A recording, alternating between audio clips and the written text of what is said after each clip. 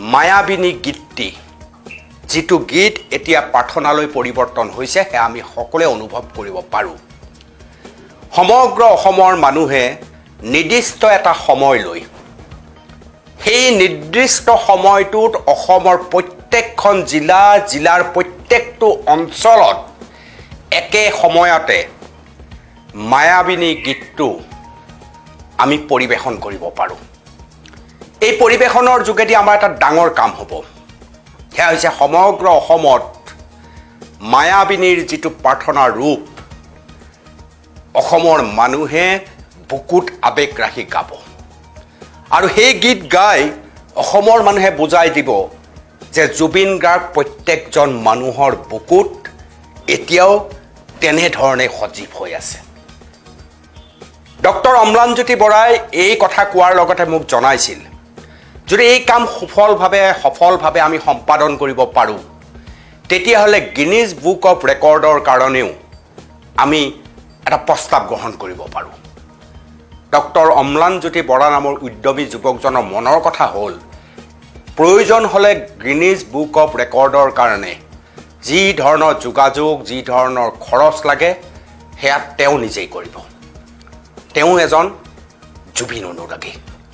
খুব সুন্দৰ এটা ব্যাখ্যা তেওঁৰ, আৰু সেই ব্যাখ্যাক লৈয়ে পিপুলছ টিভিৰ মজিয়াত মই আপোনালোকৰ সন্মুখত বিষয়টো উত্থাপন কৰিছোঁ। আৰু এই মুহূৰ্তত মাজুলীৰ পৰা ফোন লাইনত মোৰ লগত ডক্টৰ অম্লানজ্যোতি বৰা উপস্থিত আছে। অম্লানজ্যোতি বৰা, পিপুলছ টিভিলৈ মই স্বাগতম জনাইছোঁ। বিষয়টো ইতিমধ্যে অসমৰ জনতাক মই জনাইছোঁ। কেনেকৈ এই বিষয়টো তুমি বিচাৰিছা, কিয় মনলৈ এই বিষয়টো তোমাৰ মনলৈ আহিল, সবিস্তাৰে ক'ব লাগে অম্লান। ধন্যবাদ অনুপম দা। জুবিন গাৰ্গ ডাঙৰীয়া অসমীয়া জাতিৰ ৰন্ধে ৰন্ধে শিৰাই শিৰাই আজীৱন তেওঁ জীয়াই থাকিব, এই কথা নিশ্চিত। অসমীয়া জাতিৰ বহুকেইটা প্ৰজন্মই জুবিন গাৰ্গৰ গীত শুনিয়েই আমি আমাৰ শৈশৱ, কৈশোৰ, আমাৰ যৌৱন, বা কোনোজনে হয়তো কান্দিছে, কোনোজনে হাঁহিছে, হাঁহি কান্দোন সকলোৰে লগৰী আছিল এই জুবিন গাৰ্গৰ ডাঙৰীয়াৰ গীত, আৰু অনাগত দিনতো লগৰী হৈ থাকিব। জুবিন গাৰ্গৰ মৃত্যুৰ সময়ত অসমীয়া জাতিয়ে কিদৰে আমি তেখেতক মৰম যাচি সমগ্ৰ বিশ্বত অসমীয়া জাতিৰ যি স্নেহ, শিল্পীৰ প্ৰতি থকা স্নেহ, এই স্নেহৰ এক সুন্দৰ বৰ্ণনা অসমীয়া জাতিয়ে ইতিমধ্যেই দিছে। তথাপিও জুবিন গাৰ্গ বুলিলে আজিও প্ৰতিজন অসমীয়াৰ প্ৰাণ কিছু মুহূৰ্তৰ বাবে স্থবিৰ হৈ যায়, যে কেনেকৈ তেখেত হেৰাই গ'ল। তেখেতৰ আৱেগে প্ৰতিটো মুহূৰ্ততে প্ৰতিজন অসমীয়াৰ হিয়াত খুন্দা মাৰি ধৰে। অতি দুৰ্ভাগ্যজনকভাৱেই এটা বছৰ আজি প্ৰায় শেষ হোৱাৰ দুৱাৰদলিত উপক্ৰম হৈছে তেখেতৰ যি হত্যাকাণ্ড, এই হত্যাকাণ্ডই। গতিকে তেখেতক আমি আমাৰ মাজত যেন সদায় জীয়াই ৰাখিব পাৰোঁ, বা অনাগত ভৱিষ্যতত নতুন প্ৰজন্মক কিদৰে আমি জুবিন গাৰ্গক জীয়াই ৰাখিব পাৰোঁ, সেই দায়িত্ব কিন্তু অসমীয়া প্ৰতিজন ব্যক্তিৰে আছে। এইখিনিতেই বাৰে বাৰে অনুভৱ হয় যে জুবিন গাৰ্গ ডাঙৰীয়াই অসমীয়া জাতিক যি সন্মান দি গ'ল, অসমীয়া আমাৰ প্ৰজন্মই হওক বা অসমীয়া প্ৰতিজন ব্যক্তিয়ে জুবিন গাৰ্গৰ সেই ধাৰ চাগে কেতিয়াও আমি খুজিব নোৱাৰোঁ। হয়তো তেখেতৰ মৃত্যুৰ পাছতহে বহুকেইজন অসমীয়াই এই কথা অনুধাৱন কৰিছে। কিন্তু এইখিনি সময়তেই তেখেতৰ মৃত্যু বাৰ্ষিকীৰ দিনা হয় আমি আলোচনা কৰিছিলোঁ, মন যায় যে তেখেতে কি একোটো দিব নোৱাৰোঁ, আমি জীৱিত কালত একো দিব নোৱাৰিলোঁ। গতিকে মৃত্যুৰ সময়ত তেখেতক কিছু সন্মান আমি অসমীয়া জাতিয়ে দিয়াৰ প্ৰয়োজন আছে। এই কথা সদায় এটা দুখ লাগে যে অসমীয়া জাতিয়ে বিভিন্নজনে বহু কৰিবলগীয়া আছিল তেখেতৰ জীৱিত কালত, আমি একোৱেই কৰিব নোৱাৰিলোঁ। কিন্তু আজি যেতিয়া বান পৰিস্থিতিয়ে শিৱসাগৰ ধুই নিছে, বহু অসমীয়াই কান্দি কান্দি এই কথা বাৰে বাৰে কৈছে যে জুবিন গাৰ্গ থকা হ'লে শিৱসাগৰবাসীয়ে কিন্তু এক বেলেগ ধৰণৰ সুবিধা বা ছাপোৰ্ট লাভ কৰিলেহেঁতেন। যি কি নহওক, তেখেতৰ মৃত্যুৰ যি তিথি, সেই দিনাই আমি কামনা কৰোঁ যে অসমৰ চুকে কোণে গাঁৱে ভূঞে তেখেতৰ মৃত্যুৰ সময়ত যিদৰে মায়াবিনী ৰাতিৰ বুকুত বাজি উঠিছিল, আমি সকলো অসমীয়া জাতি, দল মত, বিভিন্ন সংগঠন, জাতি ধৰ্ম নিৰ্বিশেষে একেলগ হৈ চতুৰ্দিশে এই গীতটো যেন গুঞ্জৰিত হৈ উঠক, আৰু সমগ্ৰ বিশ্বই পুনৰ এবাৰ মূৰ তুলি এই গীতৰ মাধুৰ্যতাক অনুভৱ কৰক। জুবিন গাৰ্গ ডাঙৰীয়াক অসমীয়া জাতিয়ে নহয় সমগ্ৰ বিশ্বই যাতে সোঁৱৰিব পাৰে, তাৰ এক পৰিৱেশ মই আপোনাৰ যোগেদি সমগ্ৰ অসমবাসীলৈ এই বিষয়টো উত্থাপন কৰিছোঁ। আপোনাকো অনুৰোধ জনাইছোঁ, আমি যদি গৰিমা বৌৱে শুনি আছে আমি তেখেতক অনুৰোধ জনাইছো আমি অনতিপলমে তেখেতৰ ওচৰলৈ যাম আপোনাৰ নেতৃত্বতে হওক প্ৰতিজন অসমীয়াৰ নেতৃত্বতে হওক প্ৰতিজন মানুহে একত্ৰিত হোৱাৰ যদি আমি পৰিৱেশ সৃষ্টি কৰিব পাৰো আমি অসমৰ যিসকল বৰেণ্য শিল্পী আছে বিভিন্নজন শিল্পী আছে কোনোবাজন আহক ধেমাজিলৈ কোনোবাজন আহক মাজুলীলৈ কোনোবাজন আহক ডিব্ৰুগড়লৈ সকলো বিভিন্ন স্থানত উপস্থিত হৈ ৰাইজক একত্ৰিত কৰি যাতে অসমীয়া জাতিয়ে এক নতুন আবেগেৰে জুবিন গাৰ্গক নতুনকৈ পৰিচয় কৰাই বিশ্বৰ আগত তুলি ধৰাৰ পৰিচয় প্ৰয়োজন নাই খালি তেখেতক যি মনতে প্ৰতি থকা মৰম বা চৰ্চা সেই যাতে আমি তুলি ধৰিব পাৰো তাৰ এক পৰিৱেশ কৰিবলৈ মই অনুৰোধ জনাইছো এটা নিৰ্দিষ্ট সময়ত একেলগে অসমৰ মানুহে গাব হয় হয় কিমান এক ভাল পৰিৱেশ হ'ব আমাৰ মাননীয় মুখ্যমন্ত্ৰী মহোদয় আহক আমাৰ অসমীয়া জাতিৰ লগত থিয় হৈ তেখেতে গাওক আমাৰ অংগৰাগ পাপন মহন্ত ডাঙৰীয়া তেওঁলোকে যদি শুনি আছে আমি তেওঁলোককো অনুৰোধ জনাম বিভিন্ন যিসকল জ্যেষ্ঠ কনিষ্ঠ শিল্পী আছে সকলোৱে একত্ৰিত হৈ যদি আমি এনেকুৱা এটা পৰিৱেশ সৃষ্টি কৰিব পাৰো মই এই সময়তে গুগল কৰি চাইছিলো এনেকুৱা ধৰণৰ কেইটামান ৰেকৰ্ড ইতিমধ্যে হৈছে মাত্ৰ 2,93,978 গৰাকী ব্যক্তিয়ে 2005 চনত এটা গীত একেলগে গাইছিল আৰু সেইটো এটা ৰেকৰ্ড হিচাপে ইতিমধ্যে প্ৰতিষ্ঠা হৈ আছে বিশ্বই গুগল কৰিলে পায় মই এইটো ষ্টেগতে যদি আমি একত্ৰিত হৈ এই বিষয়টো আগুৱাই লৈ যাব পাৰো নিশ্চিতভাৱে মই ভাবো 50 লক্ষতকৈ অধিক মানুহ ইচ্ছাই আগুৱাই আহিব আৰু এটা বিশ্ব ৰেকৰ্ড হোৱাৰ নিশ্চিতভাৱে এক পৰিৱেশ হ'ব আৰু বিশ্বই যেতিয়া মূৰ তুলি চাব যে অসমীয়া জাতিৰ স্বাভিমান অসমীয়া জাতিৰ যিটো সংস্কৃতিৰ প্ৰতি থকা ধাউতি জুবিন গাৰ্গক কিদৰে ভাল পাই বুকুত কঢ়িয়াই ৰাখিছে আৰু নিশ্চিতভাৱে ইয়াৰ বাবে যিখিনি প্ৰয়োজনীয় খৰচেই হওক বা উদ্যোগেই হওক মই ভাবো প্ৰতিজন অসমীয়াই ল'বলৈ প্ৰস্তুত থাকিব আৰু ময়ো অন্যতম হ'ম যদি প্ৰয়োজন মই সেইখিনি কৰিবলৈ সদা প্ৰস্তুত থাকিম আৰু মই আহ্বান জনাইছো দল সংগঠন সকলো একত্ৰিত হৈ যাতে এই উদ্যোগটোক আমি আগুৱাই লৈ যাব পাৰো ইয়াক আৰু বেনাৰত হ'ব নালাগে অসমীয়া জাতিৰ বেনাৰত হওক যাতে অনাগত দিনত আহিব লগা শিল্পীসকলেও যাতে প্ৰেৰণা পায় আৰু আমি অসমীয়া জাতিটোক তেখেতে যিদৰে জাতি ধৰ্ম বৰ্ণ নিৰ্বিশেষে একত্ৰিত কৰি গৈছিল আকৌ এবাৰ সেইদিনা একত্ৰিত হ'ব পাৰো ইয়াত ৰাজনীতি হ'ব নালাগে যাতে মানুহ আৰু আত্মাৰ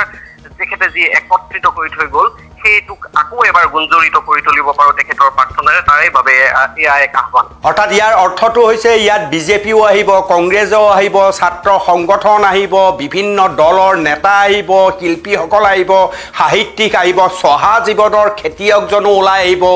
সমগ্ৰ মানুহ য'ত যাৰ পৰিচয় বেলেগ একো নাই তেওঁৰ পৰিচয় কেৱল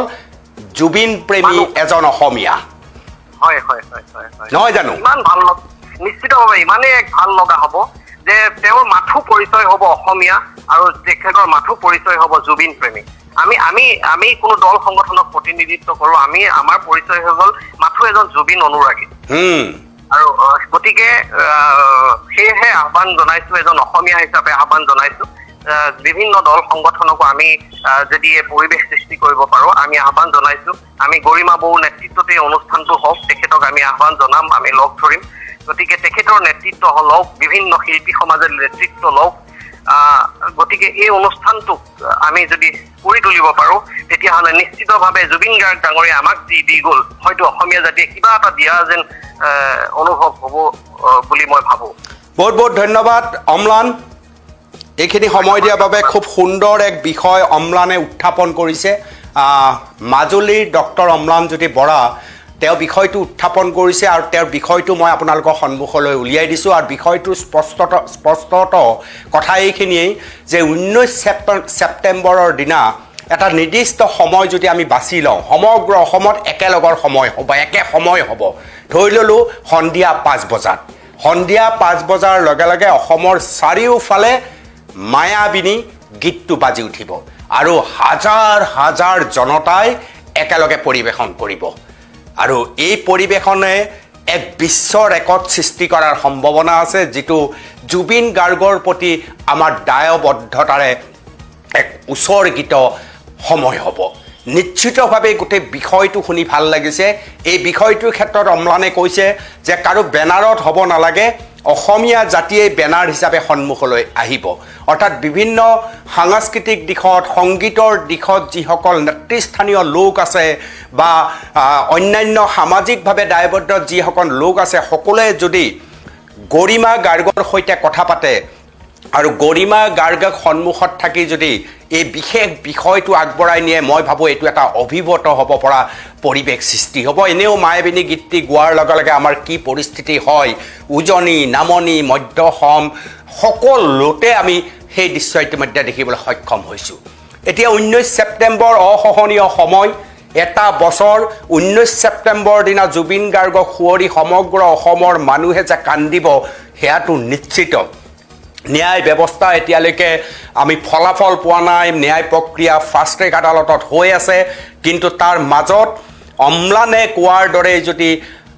মায়াবিনী গীতটি এক নিৰ্দিষ্ট সময়ত একেলগে আমি সমগ্ৰ অসমে পৰিৱেশন কৰোঁ আৰু ইয়াৰ বাবে যদি আমি গিনিজ বুক অফ ৰেকৰ্ডৰ সৈতেও যোগাযোগ কৰোঁ তেতিয়া এক ডাঙৰ ৰেকৰ্ড অসমীয়াই কৰাৰ সম্ভাৱনা আছে এই ক্ষেত্ৰত জুবিন গাৰ্গে এটা প্ৰিয় অনুষ্ঠান হৈছে জুবিন গাৰ্গ ফেন ক্লাব অসমৰ চাৰিওফালে আছে তেওঁলোকেও আমাক বাহিৰৰ পৰা বিভিন্ন ধৰণে সহায় কৰিব পাৰে গৰিমা গাৰ্গক মুঠতে সমগ্ৰ অসমৰ জাতীয় সংগঠন বিভিন্ন আমাৰ জনগোষ্ঠীয় সংগঠন বিভিন্ন ৰাজনৈতিক দলৰ নেতাসকল যি বিজেপি হওক কংগ্ৰেছ হওক অসম গণ পৰিষদ হওক জাতীয় পৰিষদ ৰাইজৰ দল যিয়েই নহওক সেই পোচাকবোৰ তেওঁলোকে খুলি ল'ব আৰু এজন অসমীয়া হিচাপে সন্মুখলৈ আহিব সাহিত্য সভাৰ পৰা আৰম্ভ কৰি বিভিন্ন ক্ষেত্ৰৰ সকলো মানুহৰ লগত গাঁৱে গাঁৱে চহা জীৱনৰ মানুহৰ যদি আমি সম্পৰ্কিত কৰি লওঁ আৰু প্ৰত্যেক ঠাইতে একে সময়তে বিভিন্ন জিলাৰ বিভিন্ন অঞ্চলতো আনকি একে সময়তে ধৰি লোৱা এটা নিৰ্দিষ্ট সময় ঠিক কৰি ল'লে গৰিমা গাৰ্গে যে আমি সন্ধিয়া 5 বজাত এই গীতটি গাম সন্ধিয়া 6 বজাত আমি এই গীতটি গাম আৰু সমগ্ৰ অসমত একেলগে এই গীতটো পৰিৱেশন হ'ব ই কেনে এক অভূতপূৰ্ব পৰিৱেশ সৃষ্টি কৰিব সেয়া আপোনালোকে সকলোৱে অনুমান কৰিব পাৰিছে গতিকে অম্লানৰ এই বিষয়টো মই আপোনালোকৰ সন্মুখত উত্থাপন কৰিলোঁ আৰু আশা কৰোঁ এনে এটা মধুৰ সময় সৃষ্টি কৰিবৰ বাবে সমগ্ৰ অসমৰ যিসকল লোক জনা বুজা লোক আছে জুবিন গাৰ্গৰ কাষৰ যিসকল লোক আছে সকলো একেলগে ওলাই আহিব আৰু সেই এটা নিৰ্দিষ্ট দিনৰ সেই নিৰ্দিষ্ট সময়ৰ মায়াবিনী গীতৰ সেই পৰিৱেশনৰ অভূতপূৰ্ব পৰিৱেশটো সৃষ্টি কৰিব আশা কৰোঁ এই সম্পৰ্কে আপোনালোকেও চৰ্চা আগবঢ়াওক এই সম্পৰ্কে আপোনালোকৰ ক'বলগীয়া অনুগ্ৰহ কৰি জনাব মই সন্মুখত থাকি এই বিষয়টো সম্পৰ্কে গৰিমা গাৰ্গৰ সৈতেও কথা পতাৰ এটা চেষ্টা নিশ্চয় কৰিম এই সম্পৰ্কত আপোনালোকৰ মতামত মই আশা কৰিলোঁ ধন্যবাদ